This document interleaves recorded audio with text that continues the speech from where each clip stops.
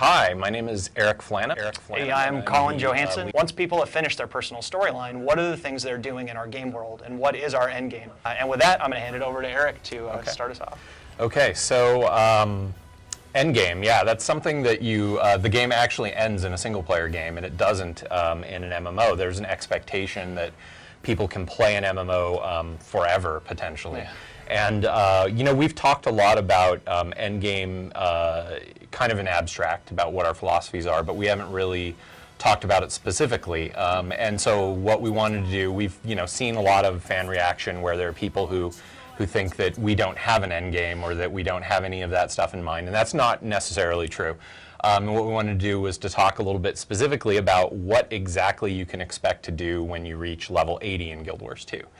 I mean, the first thing is we have this basic philosophy of we don't want you to have to play a different game entirely when you reach level 80 than the game that you played up till then. So we don't think it's right for you to say, hey, you can play the game and only have 5 people in your group up to level 80, and then suddenly you're going to be required to do these raids that have 80 people or 40 people or however many people. We don't think it's okay that if you didn't like doing dungeons before, that suddenly once you get to the max level, you're forced into dungeons and things like that. And I think that's where a lot of people mistake that for kind of lack of endgame in our game. But what we're really saying is that you can do the things that you enjoyed doing up to get to level 80 at level 80 still. And I don't know if you want to talk about some of the, so for example, let's say I really, really enjoyed doing the open world stuff. I really enjoyed doing events and all of that. So when I get to Ore changes a little bit from the rest of the game, right? Yeah, and Ore is really distinct in that it's really focused on the events, and that's a big kind of structure of Ore. There are no renown hearts in Ore because there are generally very few friendly NPCs in Ore, and the stories are really focused on these very large meta events that are tied around taking key locations in Ore and the progression to fight your way into Ore through these huge event chains that are massive amounts of players working together. So, the first map in Ore involves the players really trying to take 3 landings on the beachhead of Ore, and this is almost like storming the beaches of Normandy in a sense. You have sort of the northern assault path that is sort of the by sea and air path where you're firing golems that land on the beaches, and there's submarines that sail in and escort troops to get in. You have the center path, which is really just the Navy, and you have subs and you have boats that are sailing in and progressing towards that landing. And then you have the southern assault path, which is a whole nother meta chain where troops are progressing along bridges and pontoons and everything that have been built to get forces into Ore. And then once you've got them into Ore, you have all these different event chains where you're trying to take control of each of the big corrupted god temples for the gods that were set up in Ore. Yeah, because Ore was originally kind of the center of the gods, like kind of Holy Land, way, way back in Guild Wars history. And so there were all those original temples built to Balthazar and Duena, and those have been corrupted by Zaitan. And so we'll get to see. I know they're pretty spectacular. Yeah, they are amazing. And because this is such a really holy land, there are little god statues scattered all over Ore. And if the Oriens hold control of the giant god temples, all the little statues are activated and held by Zaitan, and they cause all sorts of crazy effects to go on. So roots will come out of the ground and grab you, and you'll be unable to use some of your healing abilities and different things depending on which of the little god statues you're around. And so the players want to take control of these giant temples and hold them because it makes the entire progression through Ore easier. The other thing it does is the final progression to get up to where the final dungeon in the game is has these little statues along it. And turning those off, holding the big temples, makes it easier to progress to get to that final dungeon at the end of the game.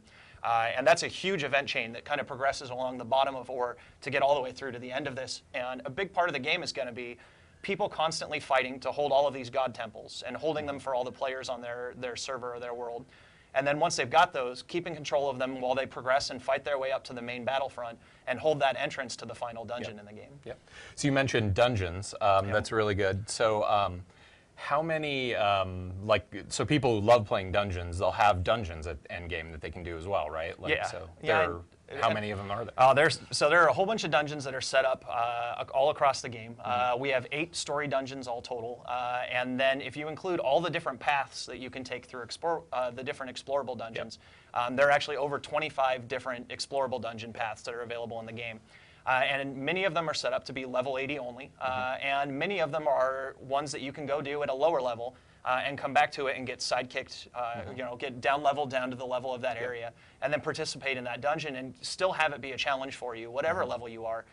And that's a big part of the core philosophy for the game is all the dungeons are always available at endgame. Once you get to the level that they're available to you, you can always go back and keep playing them. Yep. Okay, and then obviously, if I'm a big fan of World versus World, or if I'm a big fan of structured PvP, I can go ahead and keep playing those. Those kind of keep going and going and going. One of the things that I think is always a big concern for people when they think about what am I doing at the top is rewards that they can get. So each of the things that you talked about has its own reward structure, like there are specific looking armor pieces, and there's specific looking like gear that I can get from karma merchants and things like that from those event chains, right? And then one of the other things that I don't think we've talked about yet, but the other thing that you get from doing all of this content is you get experience. And once you get to level 80, so everybody's probably pretty familiar with the fact that you, every time you level, you get a skill point in the game. And once you get to level 80, that actually doesn't stop. So what you can do is you can progress and get to what the equivalent of 81 would have been, and then it'll give you a skill point and then reset your bar back down to 0. This is really, really similar to what we did in Guild Wars 1, where after level 20, you could kind of keep gaining skill points. And then the cool thing is, for people who have seen the Mystic Forge, you can go to the Mystic Forge and you can use your skill points. There's a Sunspear refugee from Alona there who brought the Djinn that's in the middle of the Mystic Forge over with her, and she'll give you items that you can throw in the Mystic Forge for skill points. So anything that you do in the game that gets you experience can get you skill points, which you can then trade for these items. Then you can throw the items in the Mystic Forge, and there are some specific recipes. Now there are some items that are like really cool kind of exotic weapons and things that are the equivalent of kind of the high-level gear that you can get in the game, and there are some fun consumables that you can use, and you can actually use some skill points to transmute materials into other materials if you're a big crafter and stuff like that. But I think the most exciting thing that you can make in the Mystic Forge, and we haven't really talked about these before, is legendary weapons. Oh yeah. Yeah. And so legendary weapons are basically weapons that take I guess you would say a really, really specific, large concerted effort from the user in order to get them. They require a lot of different components that you get from a lot of different places in the game, and a lot of those things are things that you can't just buy from another player. They're things that you have to do yourself. They're things that you have to accomplish yourself. So you kind of have to show mastery at different parts of the game. And legendary weapons, of course, are not any more powerful than kind of the top-level exotic weapons. In fact, each legendary weapon is based off of a very specific exotic weapon power-wise. And so they're exactly the same power-wise, but they look a whole lot cooler. And they're the sorts of things that if you see someone using a legendary weapon, you're going to know it immediately. Like, I think you've seen a couple of them. Do you have a favorite? I think the bow that shoots rainbows out of it is pretty good. That's a really good one. Yeah. There's a bow, the short bow, has a rainbow trail that it shoots at the end of it, and it's got like a unicorn head on the front. The Iron Man one is cool. pretty incredible. Yeah, that one is called the Juggernaut. That's a hammer. So the hammer looks like it's got a ball of like liquid metal in it that spreads to your character whenever you equip it, and you leave behind these kind of liquid metal footsteps, and so you kind of look like you're Terminator. Your armor kind of changes.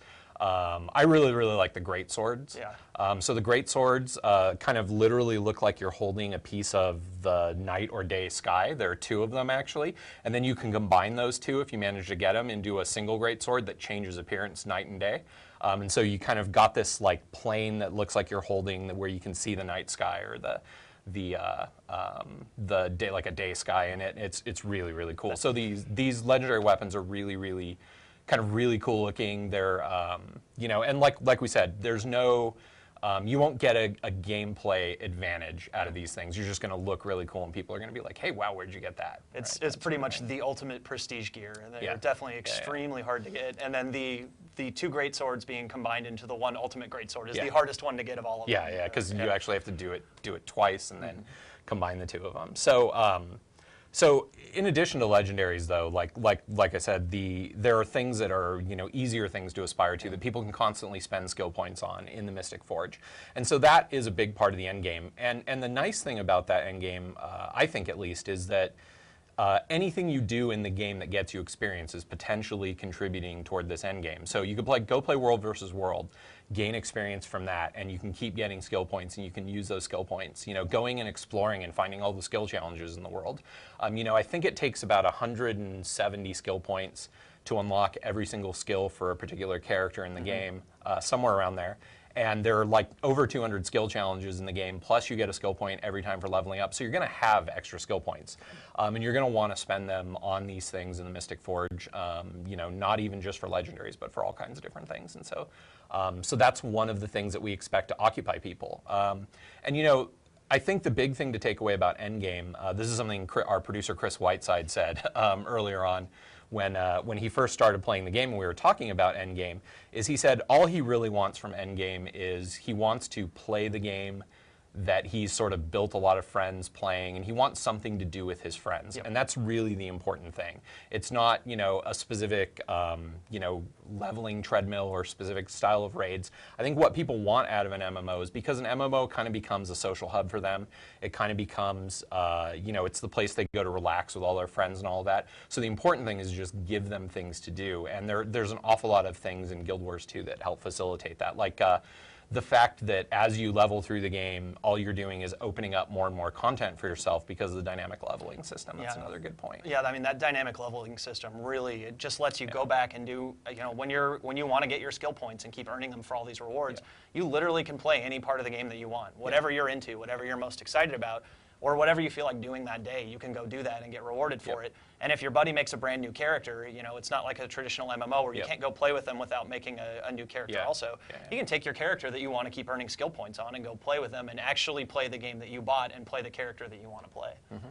And then another thing that I think you talked about in a recent interview is support for the game after it releases. Like the fact that because of the way the dynamic events work, we can keep the game really fresh, maybe more easily than a lot of other games can, due to our content structure. Do you want to talk about that a little bit? Yeah, I think that's one of the great advantages of our dynamic event system is we really have the freedom to go back and go in the world and tuck these little dynamic events all over the place that you never knew that they were there before.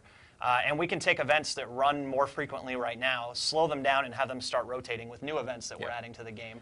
So you might go back to an area and see completely different events going on there than you had seen the last time with your character you've got or with a brand new character.